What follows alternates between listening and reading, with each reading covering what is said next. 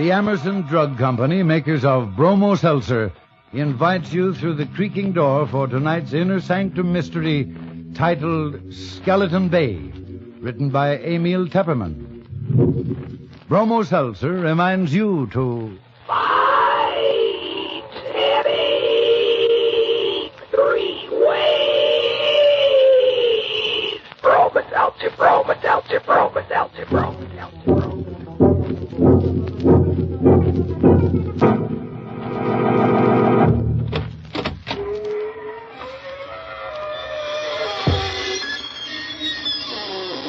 Good evening, friends of the Creaking Door. This is your host to welcome you into the Inner Sanctum. Come on in. Come on in and join the fun. We're having a game of corpse and robbers, and we can't find a soul for the corpse. Of course, we could say the magic words, abracadabra, but we don't want any of that low crowd from the morgue. Want to come in and play dead for a while? You'll die laughing.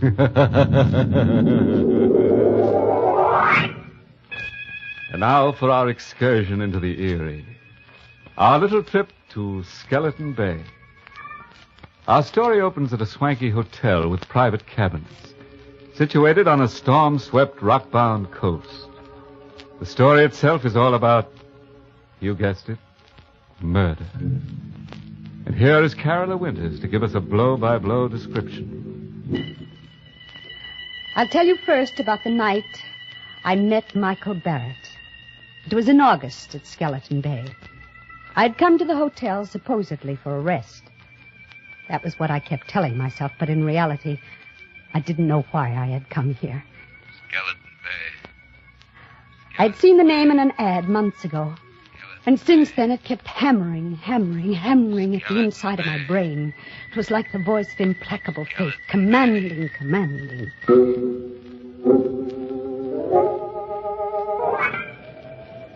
Because I didn't like crowds, the hotel manager had given me a cabin near the beach, all to myself. It was the middle of the night, but I couldn't sleep.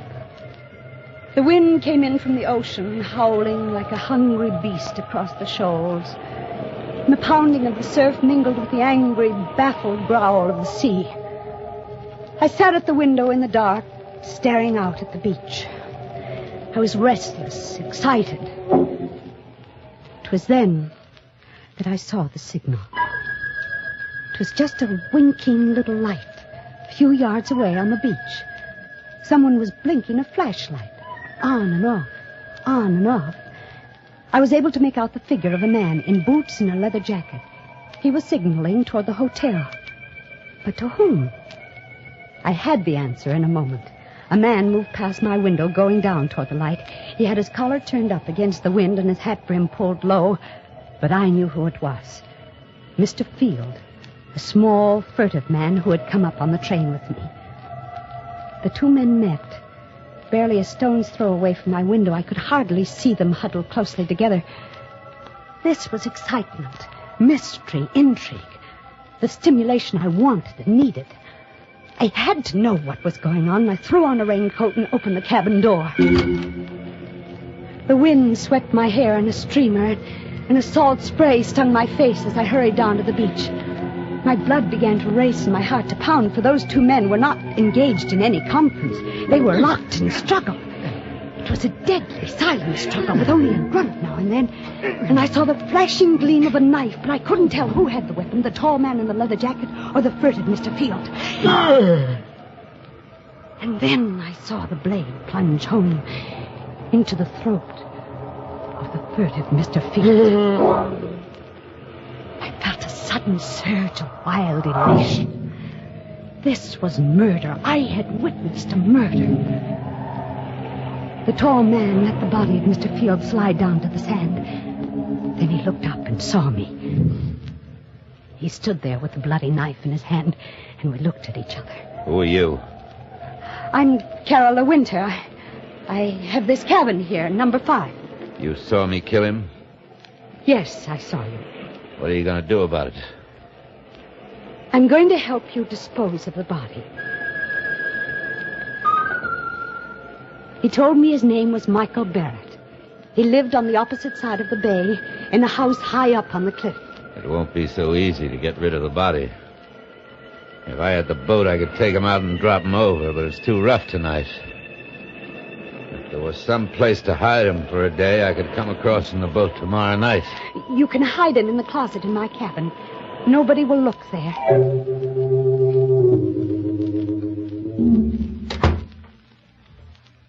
Better lock the closet door. Yes, of course. You sure nobody will come snooping here? Nobody comes here but the maid. All right. I'll be back tomorrow night with a boat. Did you pick up the knife? Yeah.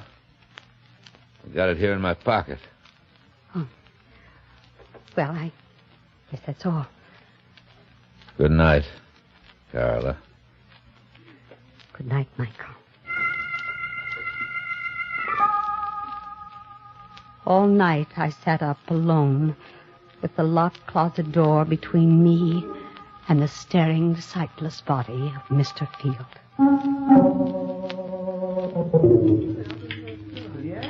At breakfast the next morning, they had already discovered the disappearance of Mr. Field. Yes, and the maid says his bed wasn't slept in at all. I think he could have committed suicide in the ocean. Well, he was such a sneaky little man. Of course, he may just have gone for an all-night hike, but in such weather, I hurried through my breakfast, listening to the gossip all around me. Now, in broad daylight, I could hardly believe that the thing had really happened last night. And you know, the hotel manager thinks it might be murder. I heard him phoning for the police. The police? I hadn't counted on that. Wait, anything wrong, young lady? You look sick. I do feel a bit dizzy. I think I'll get some fresh air. Oh, dear, poor girl. It must be quite a shock to her. She came up on the train with Mr. Field. Out in the open air, I let the wind cool my fevered face as I hurried down toward the beach.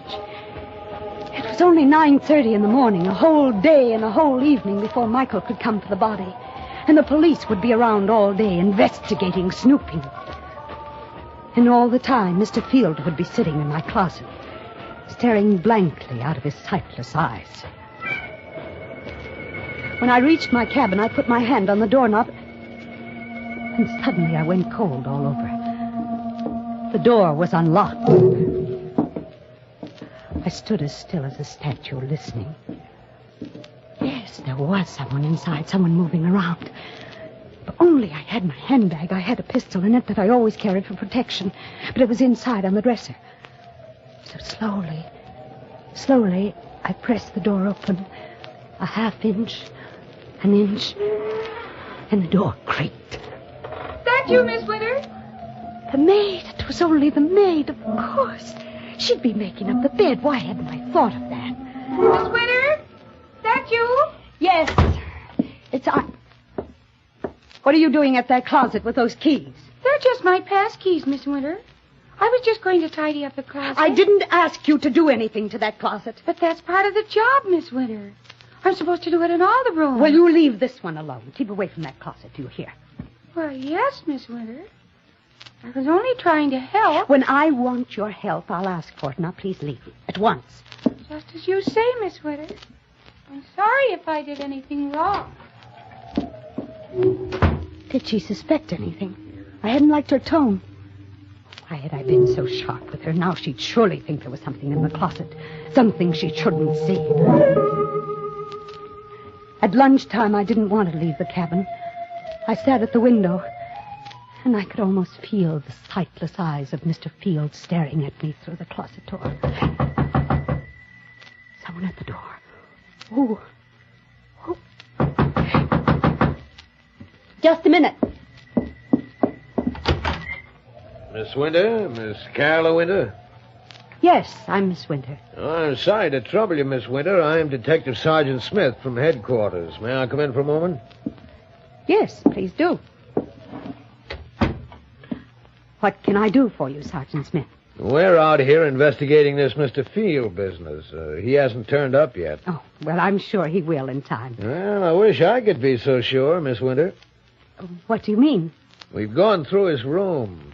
Found some mighty queer things. Queer things? Seems this Mr. Field was in some sort of racket. There's a good chance he may have been murdered. You don't say. Yeah. I understand you came up on the train with him. Yes, that's true. Did you have any conversation with him on the train? No, none at all. You're the Carola Winter who writes the mystery novels, aren't you? The same. Well, I've read every one of them. They're darn good, Miss Winter. Thank you. You think you'll get a plot out of this? I mean, Mr. Field? Oh, well, I can't tell yet. Sergeant, I wish you'd keep me posted on developments in case it does turn out to have a plot. Oh, I sure will, Miss Winter. Oh, by the way, we found this picture among the papers in Field's room. I'm showing it to everybody around in case they might recognize it. It's an old newspaper item, 10 years old. Can't figure out why he was carrying it around. It's about a guy named Wycliffe that's wanted for murder. Yeah, take a look at him. I felt the blood racing in my veins, pounding at my wrists. The picture of the man named Wycliffe who was wanted for murder was a picture of Michael Barrett.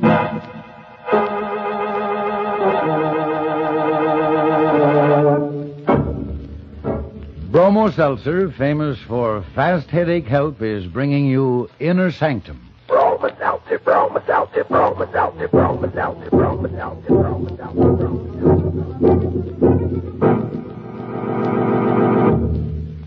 How do you do, ladies and gentlemen? How do you do? This is your old friend Norman Brokenshire. You know, it's really silly to let an ordinary headache make you miserable when you can get such fast three-way headache help with Bromo Seltzer. Now, by three-way help, I mean Bromo Seltzer quickly helps the pain of a headache itself, and it soothes upset stomach and jittery nerves that may team up with your headache. And what a pleasant help it is, for Bromo Seltzer fizzes instantly. So sparkling, so refreshing to take. You can't ask any more of a headache product than that, can you? Fast, pleasant, three-way help for your headache. That's Bromo Seltzer. Try Bromo Seltzer on this guarantee. You must be satisfied or your money back. Need I say more? Just go to any drugstore, fountain, or counter and ask for Broma Seltzer, Broma Seltzer, Broma Seltzer, Broma Seltzer, Broma Seltzer, Broma Seltzer, Broma Seltzer. Well, it looks as if Michael Barrett is a lucky guy, with a beautiful woman ready to commit murder for him. But what'll he do when she runs out of victims and begins looking at him with a calculating eye? Oh, by the way, you don't have to worry about our eerie spirits bothering you anymore. Now, I've made a resolution that ghosts will not be allowed out of their graves after dark. Unless, of course, they have a pass to leave the ground. Now, let's get back to the rock-bound coast of Skeleton Bay and see how Carola entertains the grisly guest in her closet. I don't remember now how I got rid of that Detective Smith. I told him I had never seen the man in the picture and sent him away. The day was interminable. From my window, I could see the guests moving about the beach, but none of them went in swimming. The weather was too rough. And I wondered if Michael would be able to bring the boat over tonight. If not, how much longer could I sit guard over Mr. Field in the closet? Now and then I'd see Detective Smith poking around on the beach. And then, without warning, he was standing over the very spot where Michael had stabbed Mr. Field. I watched him bend down and examine something. Was there blood there? Did Smith know that was the murder spot? I saw him frown. Then he stood up and walked quickly away. I had to know what it was he had seen there. Swiftly, I slipped on a coat and went out. I started toward the spot on the beach. Going somewhere, Miss Winter? Oh, it's you, Detective. Going anywhere in particular? Why, no. I was just going up to the hotel for dinner. It's almost dinner time, you know. Well, fine. I'll walk up with you, if you don't mind. Not at all. Can I help you? Take your arm. Oh, thank you. Sand is so soft. It's still wet. We had high tide last night. Miss Winter. Yes? Are you a sound sleeper? Why do you ask? Well, I just thought maybe you might have heard something last night, like a fight or something. A fight? I was just looking at the sand back there down near your cabin. It's all messed up, stamped around. Well, what has that got to do with me? Well, nothing at all, except I think there was a fight there last night. Maybe that's where Mr. Field was killed. You think Mr. Field was murdered? It's beginning to look more and more like it, Miss Winter. Somehow, I don't know how, I managed to get through with dinner. I hurried back to the cabin, and I stopped at the door, shocked and unbelieving. There was a light inside. Someone was in there. This time I had my handbag with me. I took the pistol out, and once more I inched the door open. It had happened, the thing I feared. The closet door was open, and there was the maid stooping over the body of Mr. Field. Oh, what are you doing there? The body. It's Mr. Field. You killed him. Suppose I did. Oh, well, what are you doing with that gun? What do you think? Oh, no! The wind was high and the weather was rough. Fortunately, no one heard the shot. I pushed her body into the closet next to the body of Mr. Field and closed the door.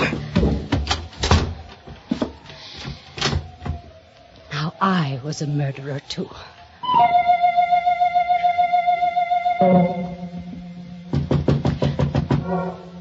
Who is it? Let me in, Carol, quick. Yes. Michael, I thought you weren't coming. It's been a dreadful day. What happened? Come here and I'll show you. Is he still in there? See for yourself. A woman? Who is she? The maid. She opened the closet while I was out. You killed her? Yes, Michael, I had to.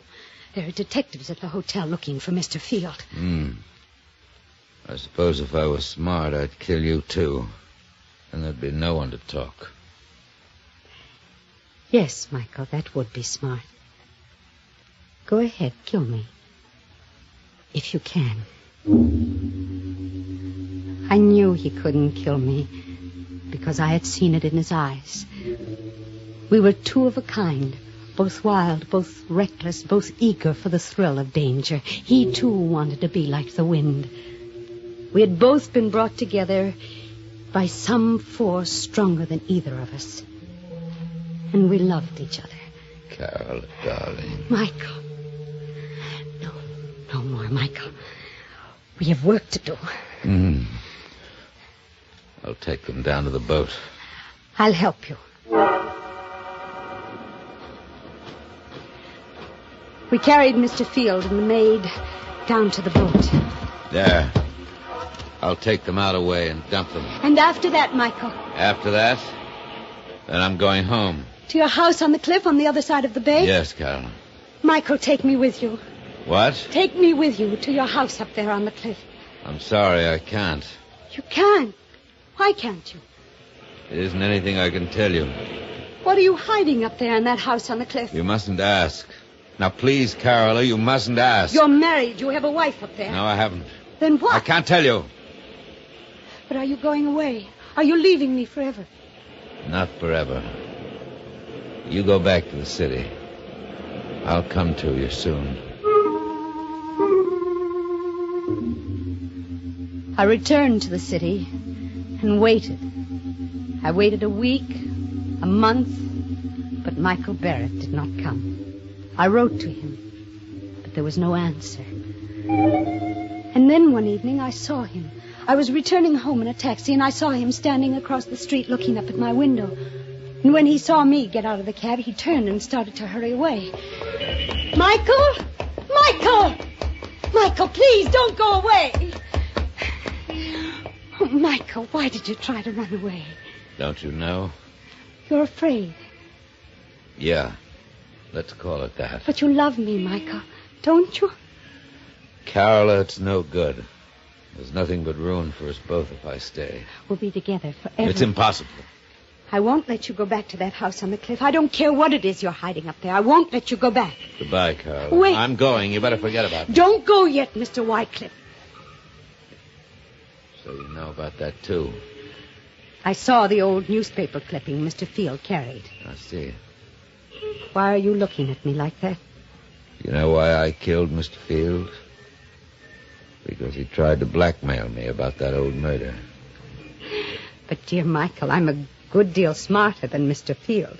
You see, I write mystery novels, so I know how to handle such things. What do you mean? It wouldn't do you any good to kill me. I've written all about you, your real name, and about that old murder. It'll be found if I should ever be killed. I see. Michael, darling, I'm blackmailing you, but there's only one thing I want from you, your love. It shouldn't be so hard for you to meet my terms. All right, Carola. You win. We'll be married tomorrow.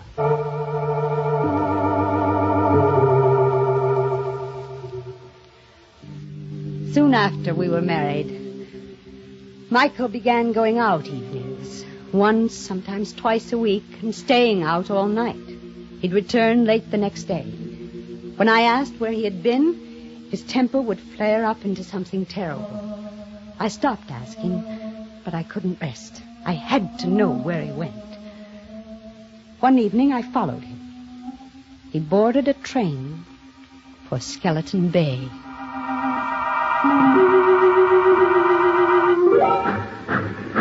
At Skeleton Bay, he set out to walk from the station, and I followed.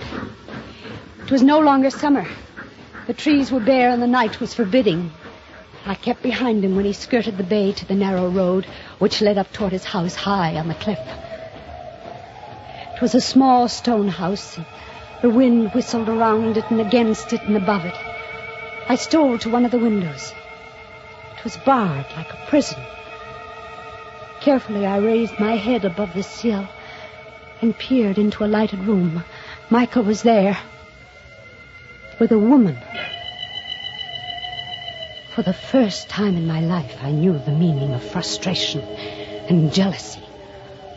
Michael had told me he wasn't married. But this woman, I had helped him to do murder. I had killed for him. I had lied to that detective for him. And all the while, this was the secret he had been keeping from me. I opened my handbag and took out the pistol. I looked into the room again. The woman was alone now. Michael was gone. So you came up after all. Michael, you sneaked out. You knew I was here. I'm sorry you saw through that window. Is that your secret, that woman? Part of it. But it's the part you mustn't know. But I do know it. That's why I've got to kill you. That knife. You've still got that knife. Yes. And I've got this, Michael.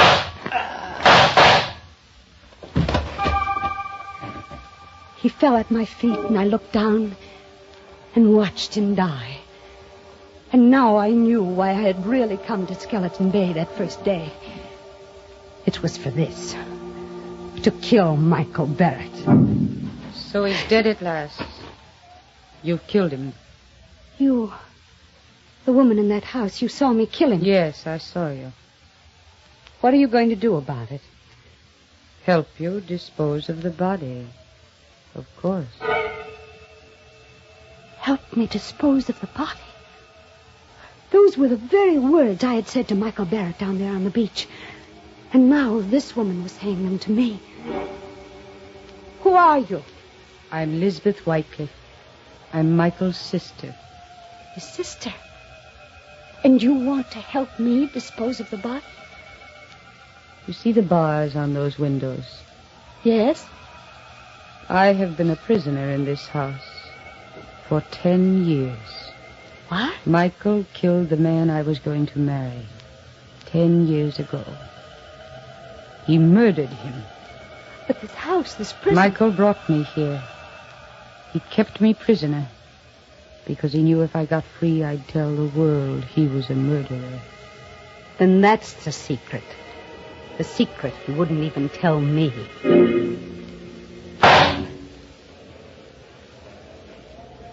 I shot her. Yes, I killed her, too.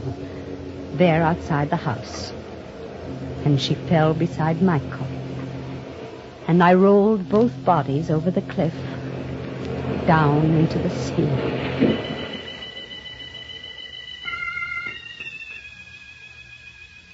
This is the end of my book, the best mystery novel I have ever written. I know that in writing it, I deliver myself into the hands of the law. But I can't stop. I can't help myself. So now I am finished. I will mail it to my publisher and wait for Detective Sergeant Smith to come and get me.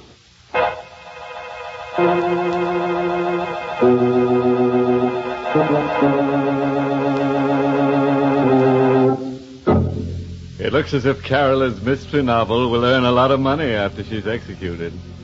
But I'd say it's tainted money. Why tainted? Because she'll be dead and a ghost can't own money, so taint her. You know, Carola would have been better off if she'd remembered that the pen is mightier than the sword. Because the sword is leading her right back to the pen anyhow.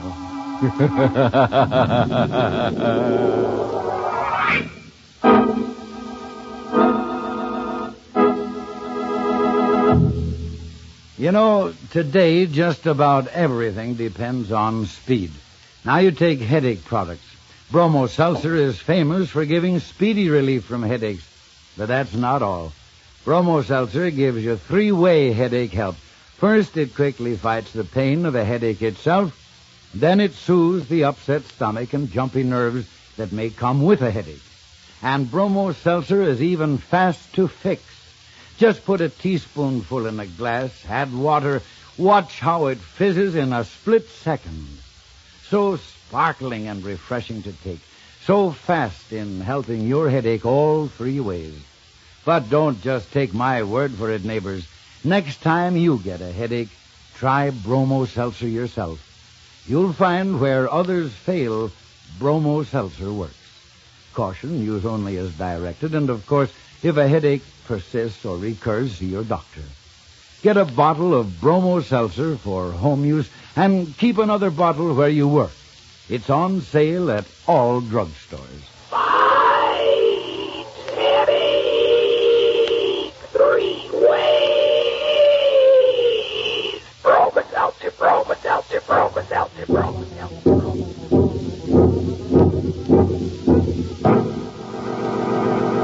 Well, it's time to close that creaking door for another 7-day rest.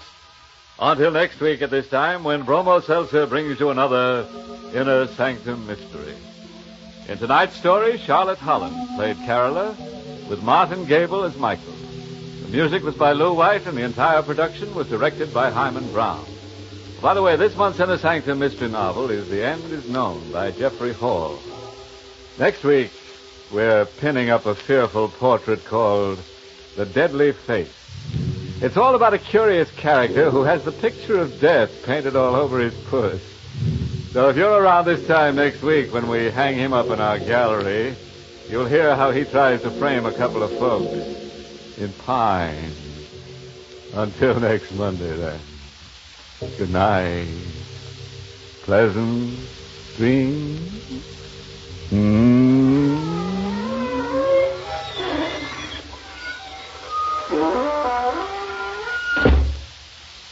This is Norman Brokenshire speaking for Bromo Seltzer, inviting you to tune in again next Monday at the same time to Inner Sanctum, which is brought to you for your entertainment every Monday by Bromo Seltzer, Bromo Seltzer, Bromo Seltzer, Bromo Seltzer, Bromo. This is CBS, the Columbia Broadcasting System.